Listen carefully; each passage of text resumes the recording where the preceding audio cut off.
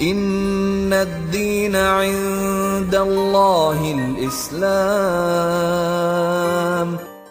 بسم اللہ الرحمن الرحیم۔ صرف 5 منٹ کا مدرسہ قرآن و حدیث کی روشنی میں۔ 30 شعبان المعظم۔ نمبر 1، اسلامی تاریخ۔ حضرت ام حکیم بنت حارث رضی اللہ عنہا۔ ام حکیم بنت حارث حضرت اکرمہ کی بیوی اور حضرت خالد بن ولید کی بھانجی تھیں۔ فتح مکہ کے وقت حضور صلی اللہ علیہ وسلم کے اعلیٰ اخلاق، بلند کردار اور رحم و کرم کو دیکھ کر انہوں نے اسلام قبول کر لیا، جبکہ ان کے شوہر حضرت اکرمہ موت کے خوف سے مکہ چھوڑ کر یمن چلے گئے تھے۔ ام حکیم نے ان کے لیے آپ صلی اللہ علیہ وسلم سے امان طلب کیا اور انہیں بلا کر لائیں۔ جب مکہ کے قریب پہنچے تو حضور صلی اللہ علیہ وسلم نے فرمایا، اکرمہ تمہارے پاس مومن مہاجرین بن کر آئے ہیں۔ چنانچہ انہوں نے آپ کی خدمت میں آ کر ایمان قبول کر لیا۔ یہ اسلام کی صداقت و حقانیت کا نتیجہ ہے کہ توحید و رسالت کے سب سے بڑے دشمن ابو جہل کے گھرانے کے یہ افراد اسلام میں داخل ہو گئے۔ حضرت ام حکیم رضی اللہ عنہا اپنے شوہر کے ساتھ جنگ یرموک میں شریک ہوئیں۔ اس میں حضرت اکرمہ رضی اللہ عنہ شہید ہوئے۔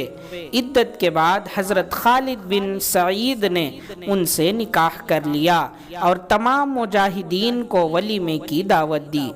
ابھی مجاہدین دعوت ولیمہ سے فارغ بھی نہ ہوئے تھے کہ رومی فوج نے حملہ کر دیا اور جنگ شروع ہو گئی اور خالد بن سعید بھی شہید ہو گئے۔ تو ام حکیم نے خیمے کی ایک لکڑی لے کر بڑی بہادری سے دشمن کی فوج پر حملہ کیا اور 7 رومیوں کو موت کے گھاٹ اتار دیے۔ پھر اس کے بعد عمر فاروق رضی اللہ عنہ کے نکاح میں آئیں اور انہی کے دور خلافت میں 20 ہجری میں وفات ہوئی۔ نمبر 2، حضور صلی اللہ علیہ وسلم کا معجزہ، مدینہ منورہ کی ہر چیز کا روشن ہو جانا۔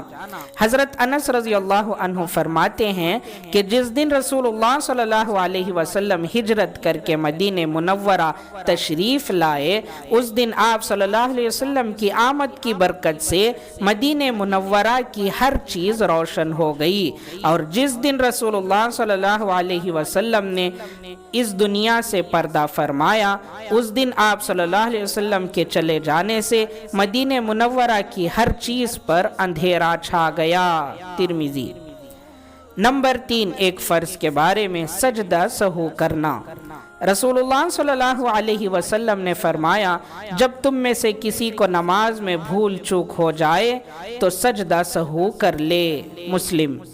اگر نماز میں کوئی واجب بھول سے چھوٹ جائے یا واجبات اور فرائض میں سے کسی کو ادا کرنے میں دیر ہو جائے تو سجدہ سہو کرنا واجب ہے، اس کے بغیر نماز نہیں ہوتی۔ نمبر 4، ایک سنت کے بارے میں پھل کھانے کی دعا۔ رسول اللہ صلی اللہ علیہ وسلم جب پھل کھاتے تو یہ دعا پڑھتے، اللہم بارک لنا فی ثمرنا وبارک لنا فی مدینتنا وبارک لنا فی صاعنا وبارک لنا فی مدنا۔ اے اللہ، ہمارے پھلوں، ہمارے شہر اور ہمارے صاع اور مد یعنی تولنے اور ناپنے کے پیمانوں میں برکت عطا فرما۔ مسلم۔ نمبر 5، ایک اہم عمل کی فضیلت، باوضو سونا۔ رسول اللہ صلی اللہ علیہ وسلم نے فرمایا، جو بھی مسلمان وضو کر کے اللہ تعالیٰ کا ذکر کرتے ہوئے سوتا ہے، پھر رات میں بیدار ہو کر اللہ سے دنیا اور آخرت کی بھلائی کا سوال کرتا ہے تو اللہ تعالیٰ اسے دے دیتے ہیں۔ ابو داؤد۔ نمبر 6، ایک گناہ کے بارے میں اللہ اور اس کے رسول کو تکلیف دینا۔ قرآن میں اللہ تعالیٰ فرماتا ہے جو لوگ اللہ کو ناراض کرتے ہیں اور اس کے رسول کو تکلیف پہنچاتے ہیں تو ان پر اللہ تعالیٰ دنیا اور آخرت میں لعنت کرتا ہے، اور اللہ نے ان کے لیے ذلیل و رسوا کرنے والا عذاب تیار کر رکھا ہے۔ سورہ احزاب آیت نمبر 57۔ نمبر 7، دنیا کے بارے میں مال اور اولاد کی محبت۔ قرآن میں اللہ تعالیٰ فرماتا ہے مال و اولاد کی کثرت اور دنیا کے سامان پر فخر نے تم کو غافل کر دیا ہے، یہاں تک کہ تم قبرستان جا پہنچتے ہو۔ ہرگز ایسا نہ کرو، تم کو بہت جلد معلوم ہو جائے گا۔ سورہ تکاثر آیت نمبر 1 تا 3۔ نمبر 8، آخرت کے بارے میں قبر کیا کہتی ہے۔ رسول اللہ صلی اللہ علیہ وسلم نے فرمایا قبر روزانہ پکار کر کہتی ہے میں غربت اور وحشت اور کیڑوں کا گھر ہوں، میں آگ کا تنور ہوں یا جنت کا باغ ہوں۔ نمبر 9، طب نبوی سے علاج، نشے آور چیزوں سے احتیاط۔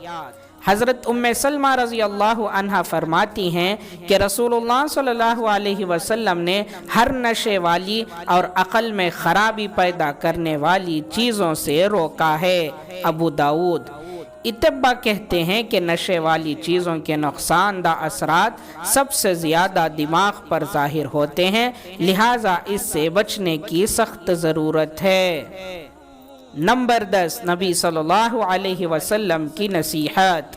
رسول اللہ صلی اللہ علیہ وسلم نے فرمایا اللہ تعالیٰ فرماتے ہیں اے میرے بندو میں نے اپنے اوپر اور تمہارے اوپر ظلم کو حرام کر دیا ہے، لہٰذا تم آپس میں ایک دوسرے پر ظلم نہ کرو۔